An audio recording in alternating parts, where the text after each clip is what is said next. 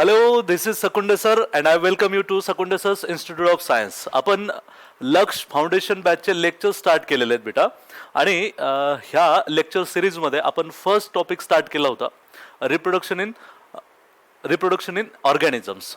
ह्या टॉपिकमध्ये आपण ह्युमनमध्ये जे काही सेक्शुअल रिप्रोडक्शन होतं बेटा ते अगदी डिटेलमध्ये डिस्कशन केलेलं आहे.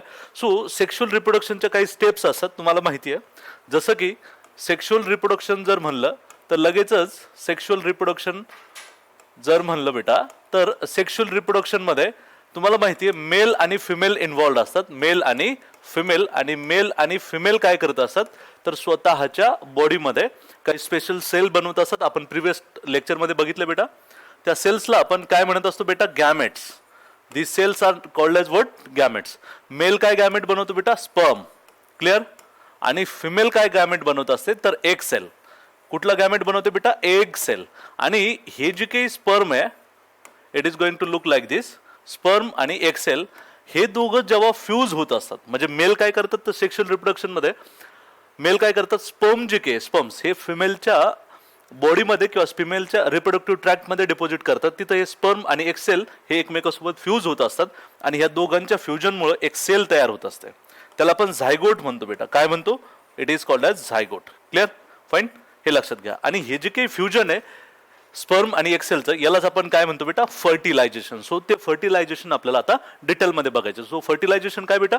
Fusion of special cells. कुठल्या सेल्स फ्यूज होतात बेटा? तर स्पर्म आणि एक्सेल ह्या यांचं जे काही फ्युजन आहे this can be called as what? Fertilization. So basically तुम्ही इथं बघू शकता एक्सेल दिसते तुम्हाला आणि स्पर्म दिसतोय. हे दोघं जण फ्यूज झाल्यानंतर एक सिंगल सेल बनत असते बेटा. त्याला आपण काय म्हणतो? झायगोट. नॉर्मली काय होतं हा जो काही स्पर्म आहे स्पर्म बघा तुम्ही स्पर्मचा हा कुठला रिजन आहे? Head region. फाईन. मी तुम्हाला सांगितलं होतं. लक्षात आलंय. त्याच्यानंतर हा जो काही पार्ट असतो याला मिडल पीस म्हणलं होतं आपण. काय म्हणलं बेटा? Middle piece. क्लिअर. आपण अगदी डिटेल बघणार आहोत. आणि हे जे काही पार्ट आहे this can be called as tail. Previous लेक्चरमध्ये मी तुम्हाला स्पर्मचं स्ट्रक्चर अगदी क्लिअर केलेलं आहे. क्लिअर बेटा. फाईन. त्याच्यानंतर आणखी महत्वाची गोष्ट हे जे काही स्पर्म्स आहेत हा स्पर्म काय करतो तर ह्या स्वतःचं जे काही न्यूक्लियस आहे ते न्यूक्लियस डोनेट करतो कोणाला? एग सेलला. इथं बघा तुम्हाला दोन न्यूक्लियस दिसतात. एक न्यूक्लियस जे काही आहे ते एग सेलचं आहे आणि दुसरी महत्वाची गोष्ट दुसरं जे काही न्यूक्लियस आहे हे कोणाकडनं आलं बेटा? स्पर्मकडनं. याचा अर्थ झायगोटमध्ये दोन न्यूक्लियस असतात इनिशियली आणि हे दोन न्यूक्लिय फ्यूज होतात बेटा. काय होतात? फ्यूज होत असतात. म्हणजे झायगोट हे दुसरं तिसरं काही नसून एक काय बेटा तर इट इज एक्सेल. फक्त अशी एक्सेल जिने स्पर्म कडनं काय घेतलेलं बेटा तर स्पर्म कडनं सगळ्यात महत्वाचं स्पर्मचा न्यूक्लियस तिनं घेतलेला आहे हे लक्षात घ्या. क्लिअर बेटा. So this procedure can be called as what it is called as? It is called as fertilization. Clear. So फर्टिलायझेशनचे आपण टाइप्सही बघणार आहोत. No issue. Clear. So fertilization आपण डिटेलमध्ये डिस्कस केलंय. त्याच्यानंतर दुसरं महत्वाचं पॉईंट आहे फर्टिलायझेशन जे काही आहे याचे मेन किती टाइप्स असतात बेटा? 2 टाइप्स आहे. लक्षात आलंय. एक असतं एक्सटर्नल फर्टिलायझेशन आणि दुसरं काय असणार बेटा तर इंटरनल फर्टिलायझेशन. आता ऑब्विसली एक्सटर्नल फर्टिलायझेशन आणि इंटरनल फर्टिलायझेशन म्हणजे काय ते आपण थोडक्यात बघूया. बघा मी काय सांगितलं सेक्शुअल रिप्रोडक्शन मध्ये मेल असणार आहे. दुसरी महत्वाची गोष्ट फिमेल असणार आहे.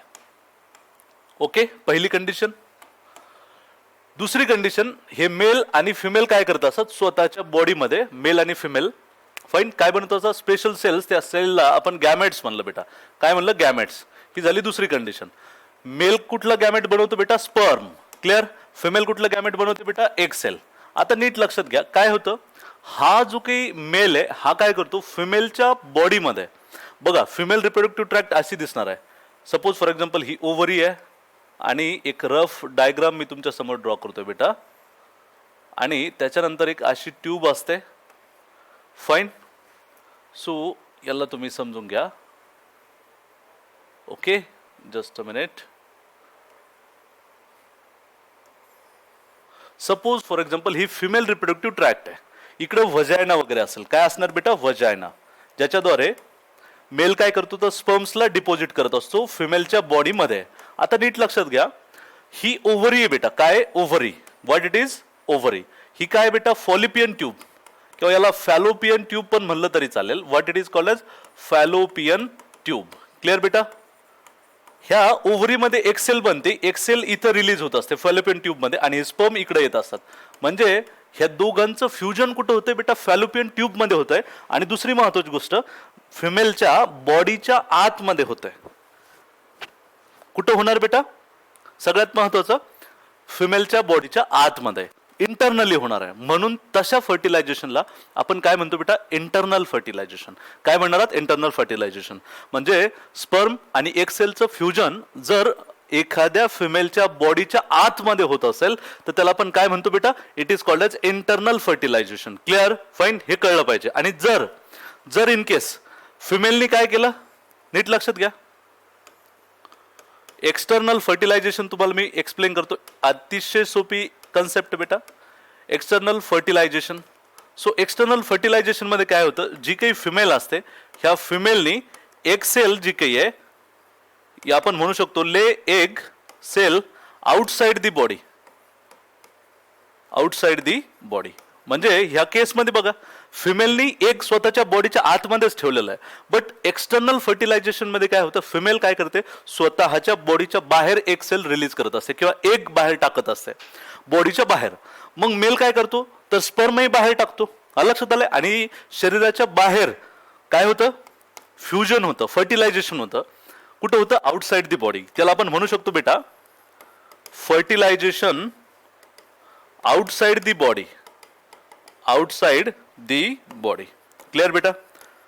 जे काही फर्टिलायझेशन होणार आहे हे शरीराच्या बाहेर होणार आहे, त्याला आपण काय म्हणतो बेटा? External fertilisation. येतं का? लक्षात येते का? हे कोणामध्ये होणार आहे? तर सपोज फॉर एक्झाम्पल फ्रॉग्स मध्ये होईल. फ्रॉग्स आपण एक्झाम्पल बघूया. एक्सटर्नल फर्टिलायझेशन बघा कुठं कुठं होतं. तर एक्झाम्पल दिलंय फ्रॉग मध्ये. बरेचसे काही फिशेस पण आहे याच्यामध्ये जे की एक्सटर्नल फर्टिलायझेशन करतात बेटा. लक्षात आलं? आता बघा फ्रॉग काय करतात? फिमेल फ्रॉग काय करेल? एग रिलीज करेल पाण्यामध्ये. फिमेल फ्रॉग एग रिलीज करणारे पाण्यामध्ये. आणि मेल काय करेल? त्या पाण्यामध्ये काय करेल? त्या एगच्या सराउंडिंगला, सपोज फॉर एक्झाम्पल हे वॉटर आहे, इथं एक सेल आहे. काय बेटा? ही एक सेल. त्याच्यानंतर मेलनी काय केलं? तर सगळ्यात महत्वाचं स्पर्म रिलीज केले.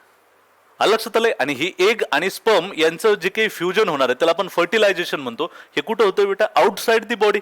त्याला आपण काय म्हणू? External fertilisation. होप तुम्हाला आता क्लिअर झालं असेल. आणि जर बॉडीच्या आतमध्ये होत असेल, बघा मॅन कोणामध्ये होतं इंटरनल फर्टिलायझेशन? मॅन मध्ये. Where the sperms are place inside the female body. मी तुम्हाला काय सांगितलं? Inside the female body. अशा फर्टिलायझेशनला आपण काय म्हणतो बेटा? Internal fertilisation. याचं एक्झाम्पल आहे बेटा इंटरनल फर्टिलायझेशनचं. मॅन असेल, त्याच्यानंतर काऊ असेल. लक्षात आलं की जे काही हायली डेव्हलप्ड ॲनिमल्स असतात त्यांच्यामध्ये काय होणार आहे बेटा? Internal fertilisation. आणि फ्रॉग असेल, फिशेस असेल, यांच्यामध्ये काय होत असतं बेटा? तर इंटरनल फर्टिलायझेशन होत असतं. हे तुम्हाला कळलं पाहिजे. क्लिअर बेटा? फाईन.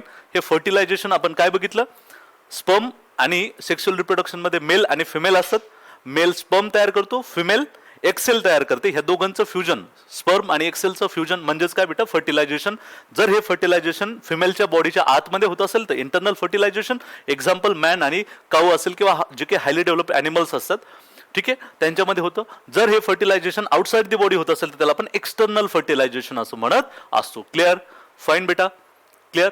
ओके. सो नेक्स्ट आणखी एक कन्सेप्ट बघायची आपल्याला, तुमच्या बुकमध्ये दिलेली आहे, IVF नावाची. IVF याला आपण इन विट्रो फर्टिलायझेशन म्हणतो बेटा. इन विट्रो फर्टिलायझेशन, किंवा हे शब्द तुम्हाला कदाचित नवे असेल, याला आपण टेस्ट ट्यूब बेबी पण म्हणत असतो. Taste tube baby. नीट लक्षात घ्या, taste tube baby.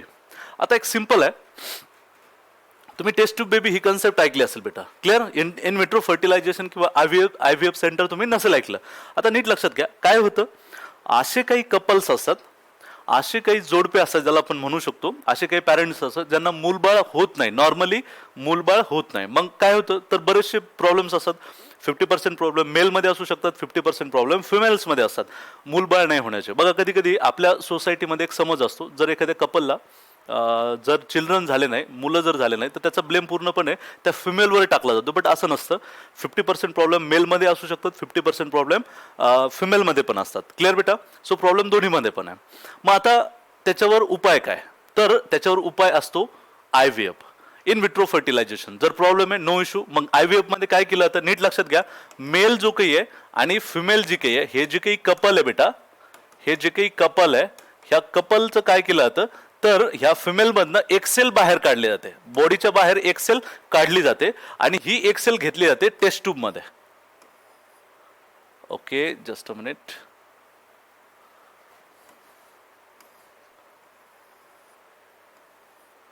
This is nothing but what, test tube. काय केलं हे डॉक्टरांनी काय केलं तर फिमेलच्या बॉडीमधून एक सेल घेतली आणि ही एक सेल टेस्ट ट्यूब मध्ये टाकली.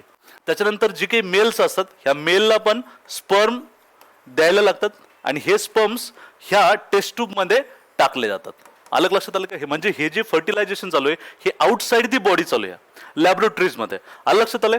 आणि नीट लक्षात घ्या, हा सपोज फॉर एक्झाम्पल स्पर्म आहे आणि ह्या एक्सेलचं this is nothing but egg cell and this is nothing but sperm. आणि यांचं जे काही फ्युजन आहे हे कुठं चाललंय बेटा, टेस्ट ट्यूब मध्ये चाललंय. आणि यांचं फ्युजन झाल्यामुळं काय बनणार आहे तर झायगोट बनणार आहे. यांचं फ्युजन झाल्यामुळं जे काही सेल बनेल बेटा, this can be called as what, zygote. ह्या झायगोटला थोडंसं वाढू देतात टेस्ट ट्यूब मध्येच. पूर्ण बेबी टेस्ट ट्यूब मध्ये बनतो का? नाही. बऱ्याच वेळेस मुलांची अशी समजूतही होते की बेबी जो काही आहे टेस्ट ट्यूब बेबी, हे पूर्ण test tube baby test tube मध्येच तयार होत असतात. असं नसतं बेटा. क्लिअर? काय होतं, फक्त जे काही फर्टिलायझेशन आहे हे आपण टेस्ट ट्यूब मध्ये घडून आणतो बेटा, बाहेर, शरीराच्या बाहेर घडून आणतो. क्लिअर? हेही एक्सटर्नल फर्टिलायझेशनचाच प्रकार आहे. इन विट्रोला आपण, इन विट्रोचा मिनिंगच होतो आउटसाइड दी बॉडी. इन विट्रोचाच मिनिंग काय होतं बेटा, आउटसाइड दी बॉडी. म्हणजे fertilization outside the body can be called as what, in vitro fertilization. हे फर्टिलायझेशन कुठं चाललं बेटा, टेस्ट ट्यूब मध्ये. म्हणून याला टेस्ट ट्यूब बेबी म्हणतात. बट पूर्ण बेबी हा टेस्ट ट्यूब मध्ये डेव्हलप होतो का? नाही. मग काय केलं तर हा जो काही झायगोट बनला तो झायगोट पुन्हा एकदा फिमेलच्या बॉडीमध्ये टाकला जात असतो. आलं का? लक्षात आलं का? आणि ह्या फिमेलच्या बॉडीमध्ये मग काय होतं तर मुलगा डेव्हलप होत असतो. आलं का? लक्षात आलं का? फाईन. ह्या सिम्पलच्या टेक्निकला आपण काय म्हणत असतो बेटा, इन विट्रो फर्टिलायझेशन, किंवा यालाच आपण टेस्ट ट्यूब बेबी असं म्हणत असतो. फाईन. सो होप ह्या सगळ्या गोष्टी तुम्हाला क्लिअर झाल्या असतील. फाईन. याच्यानंतर आता आपण काय बघितलं तर फर्टिलायझेशन कसं होतं ते बघितलं. याच्यानंतरची गोष्ट, मग फर्टिलायझेशन झाल्यानंतर नेमकं काय होतं तर फर्टिलायझेशन झाल्यानंतर त्या बेबीची डेव्हलपमेंट कशी होते हे आपल्याला नेक्स्ट लेक्चरमध्ये बघायचं आहे. क्लिअर बेटा? फाईन. So strewn. नेक्स्ट लेक्चरमध्ये मी तुम्हाला डेव्हलपमेंट जे काही असणार आहे बेटा, हे डेव्हलपमेंट अगदी डिटेल सांगणार आहे. Fine. So don't miss next lecture. Clear? चलो, थँक्यू.